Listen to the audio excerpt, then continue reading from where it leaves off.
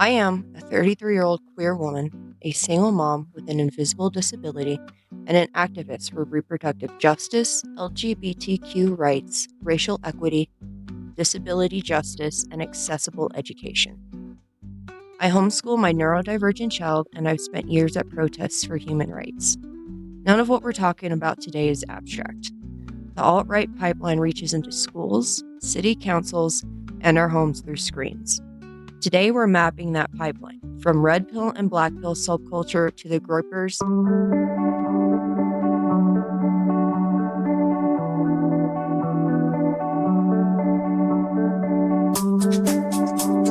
Let's decode the vocabulary that makes radicalization feel like a club. The manosphere, an overlapping network of online subcultures such as MRAs, PUAs, MGTOW, and incel forums that frame feminism and equality as harmful and promote rigid gender hierarchies. It recruits through grievous content, pseudoscience, and algorithm-friendly outrage. MRAs, which are men's rights activists.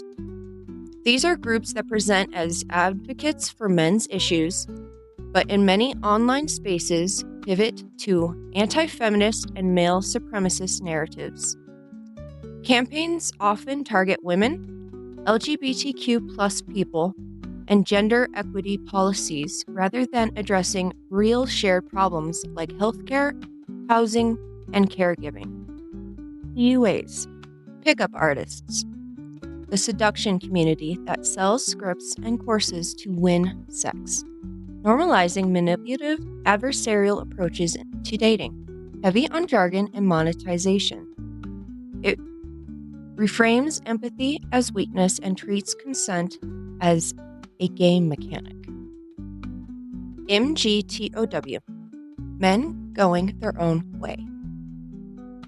An online tendency urging men to avoid relationship commitments with women, framed as protection from the gynocentric society. Community content commonly overlaps with misogyny, conspiracy thinking, and isolation as a lifestyle.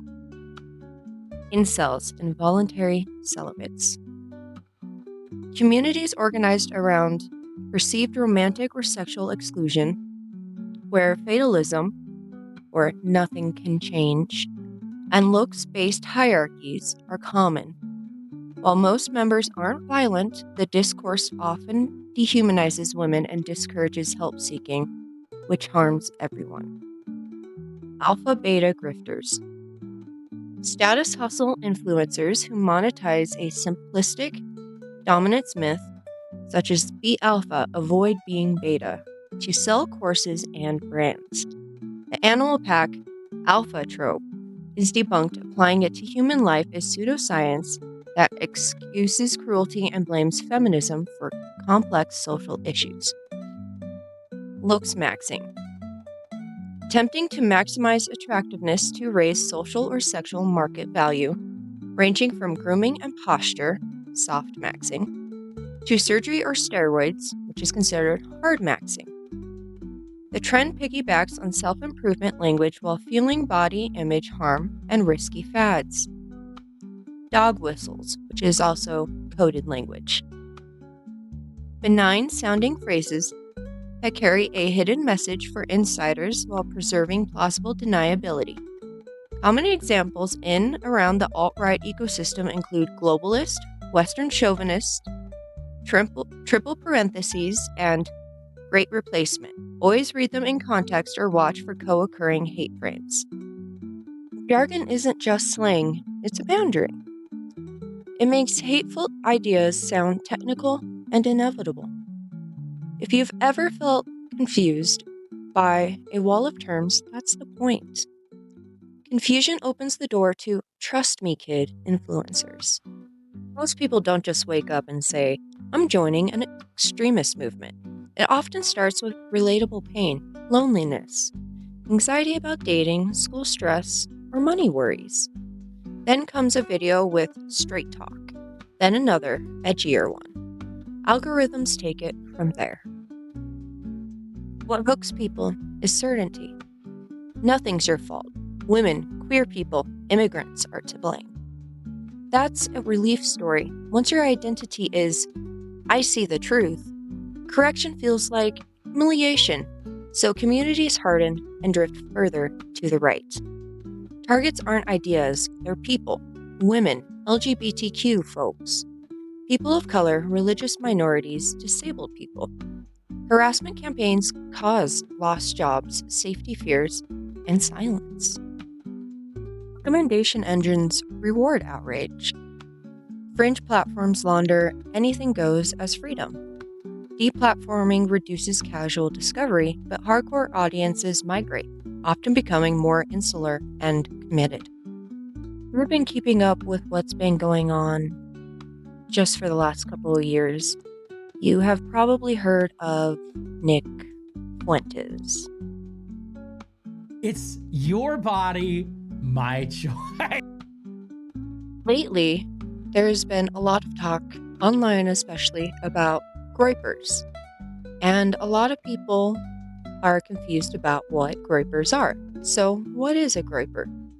Groypers are a loose network of white nationalist, Christian nationalist, internet activists clustered around influencers, most prominently Nick Fuentes.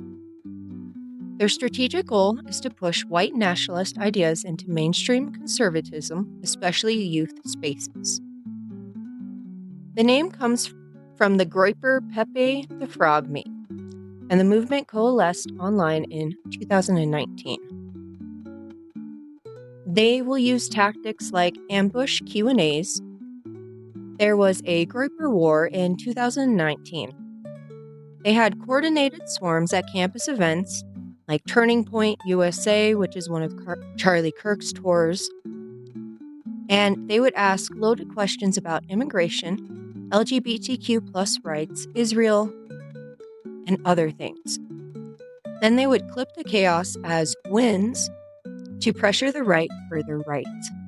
They do have some relationship to January 6th and Stop the Steal.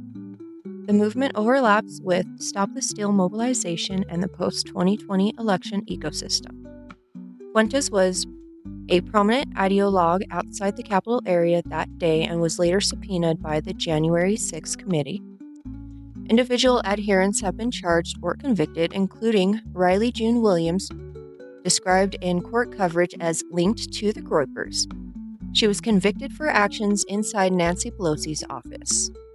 This is where things start getting pretty dark. We're going to start talking about the red pill and black pill ideology, but we will start with the red pill.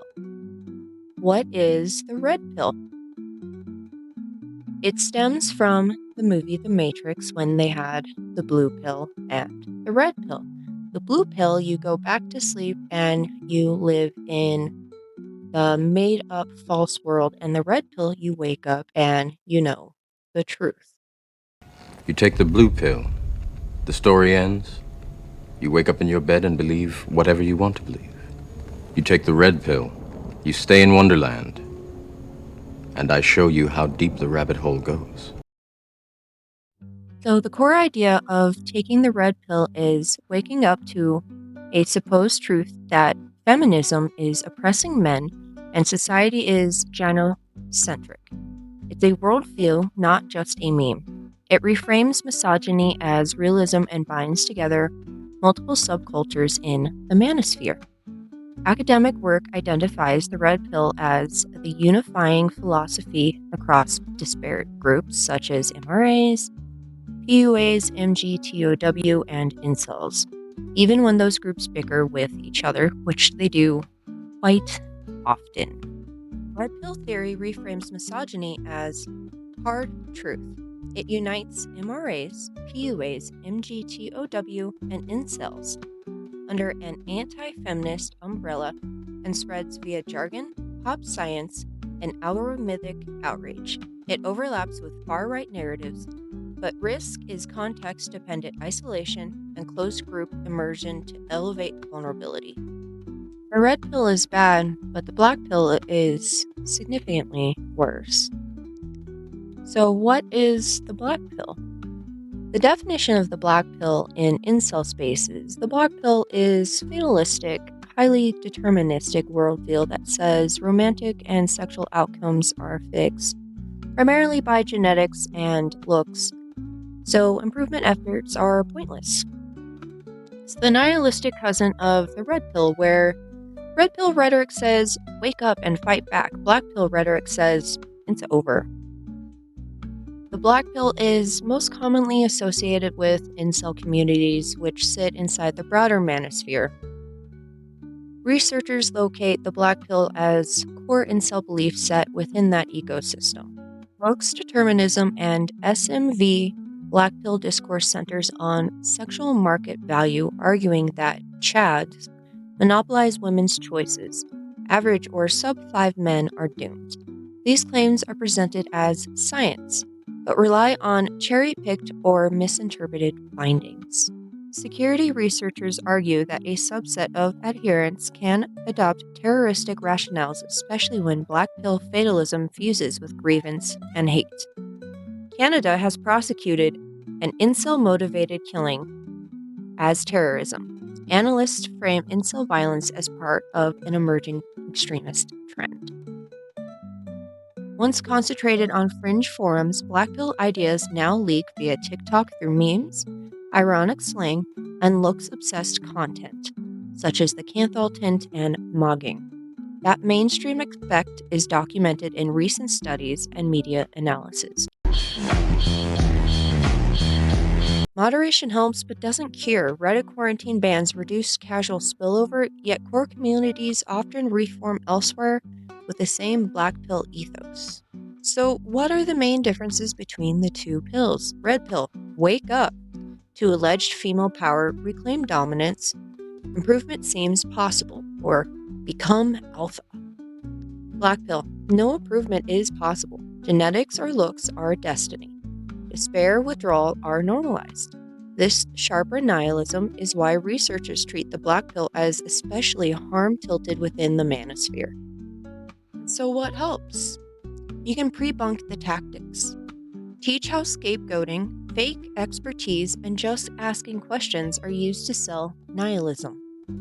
Offer off-ramps, not humiliation.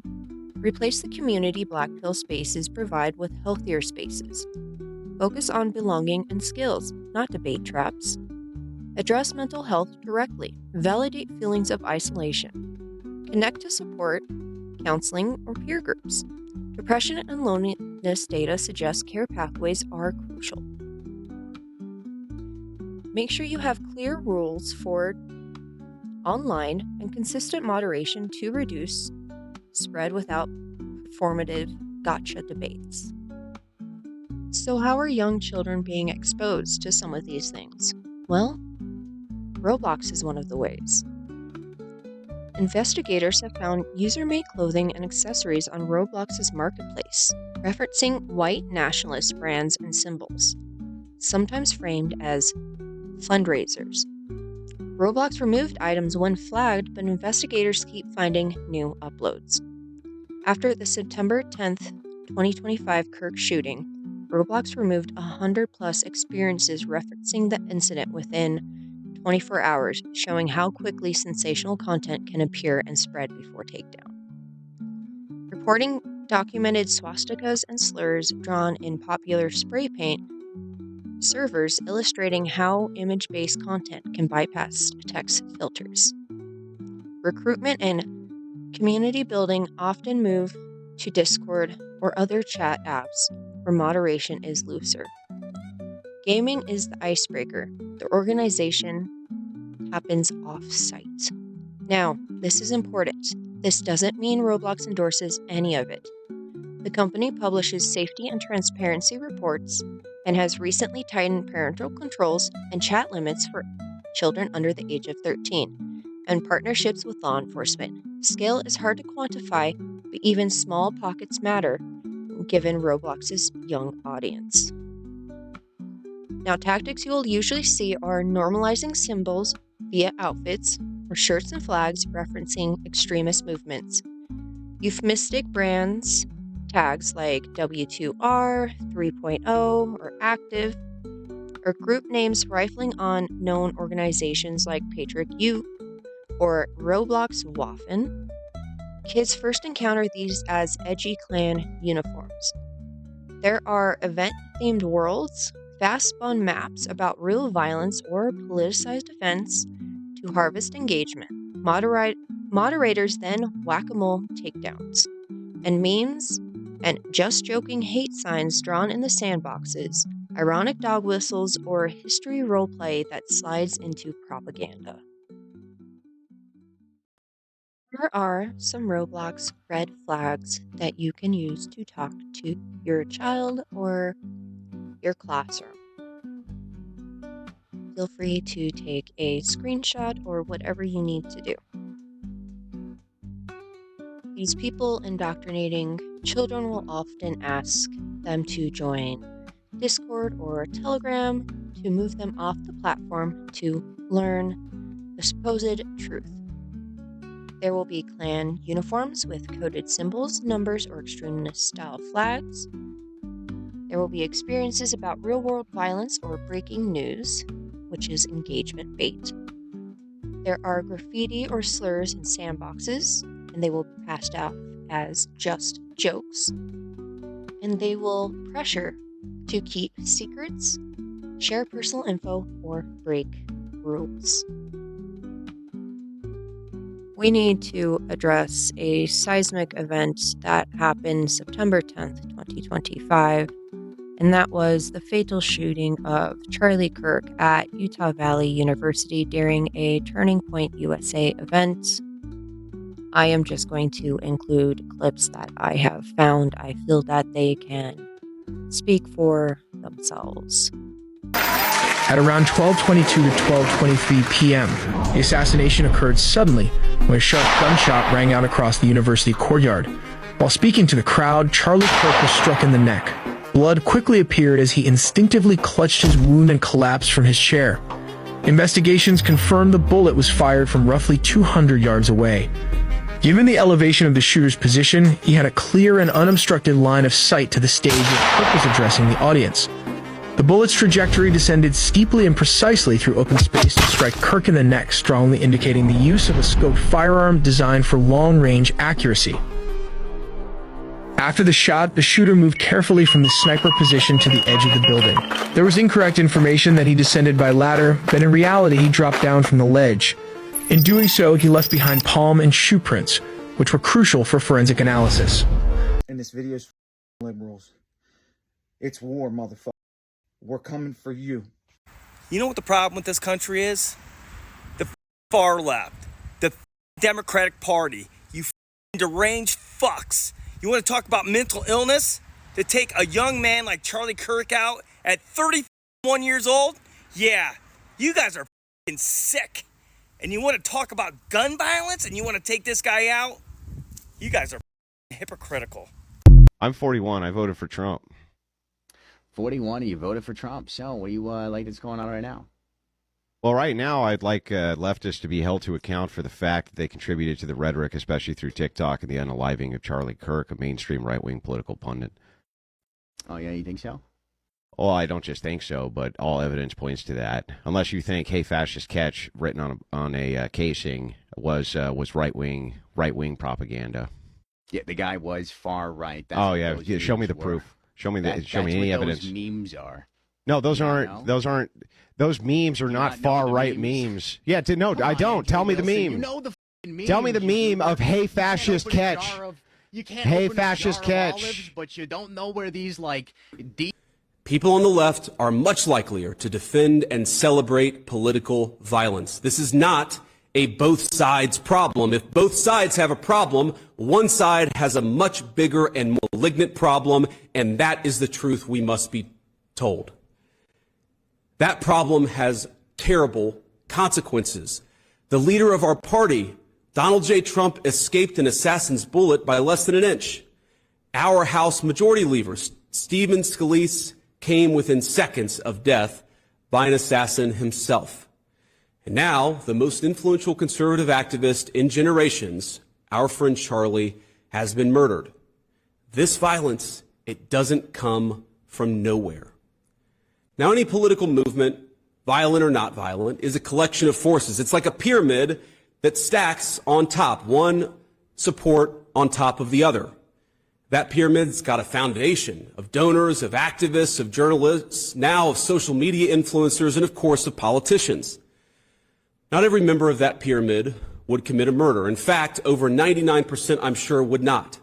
But by celebrating that murder, apologizing for it, and emphasizing not Charlie's innocence, but the fact that he said things some didn't like, even to the point of lying about what he actually said, many of these people are creating an environment where things like this are inevitably going to happen. To my great fellow Americans, I am filled with grief and anger at the heinous assassination of Charlie Kirk on a college campus in Utah.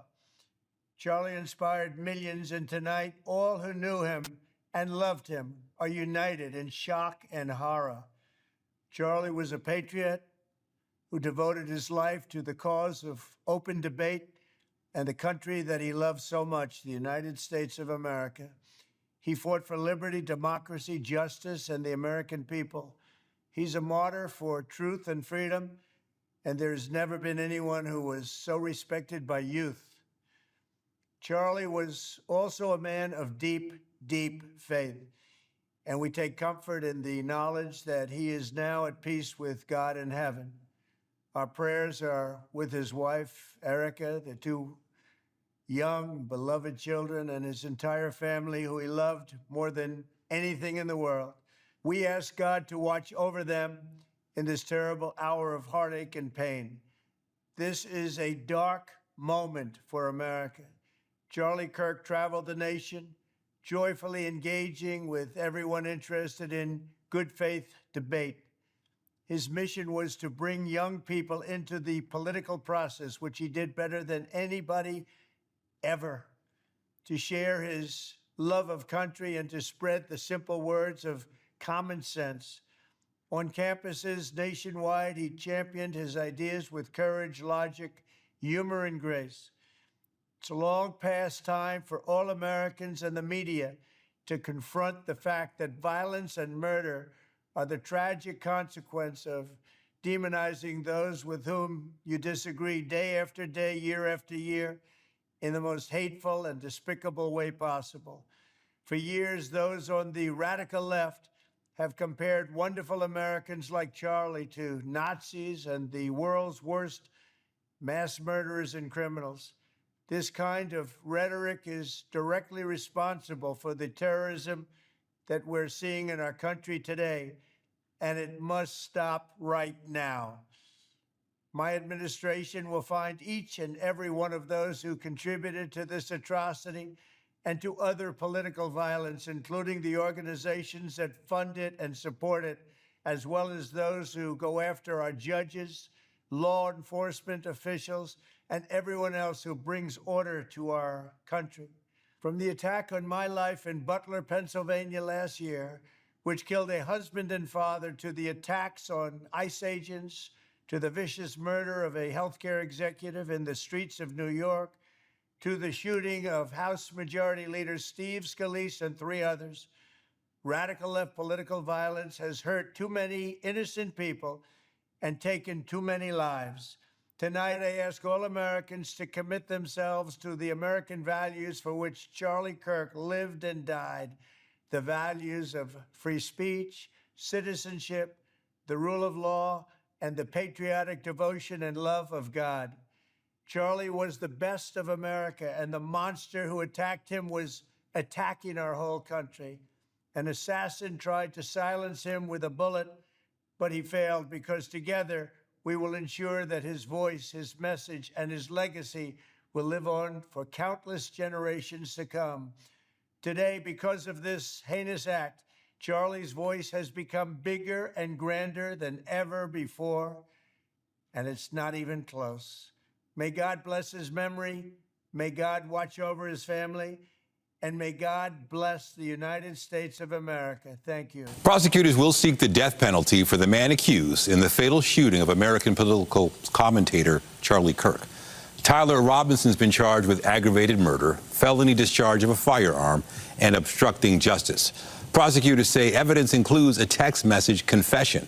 He's accused of murdering Kirk during an event at a Utah university last week. Within hours, misinformation and propaganda spiked. Forged screenshots, recycled videos, false attributions, and hoax claims. We also saw a spike in threats and swatting hoaxes aimed at schools and officials, creating real danger and draining public resources. I have seen real solidarity at protests for abortion access, for trans rights, for Black lives, where strangers bring water, masks, and backup for disabled people like me. That's the antidote to the black pill. We belong to one another. Refusing the cult of cruelty is a daily practice. If this helped, share it with someone who's vulnerable to the red pill content, or a caregiver who's worried and doesn't know where to start. Together, we build spaces where empathy is strength. Thank you all for watching my video. I hope it was informative and that you all are having a great day. Thank you all for watching my video. If you made it to the end, please give this video a thumbs up and subscribe if you aren't already. And I hope that everyone who sees this has something good happen to them today.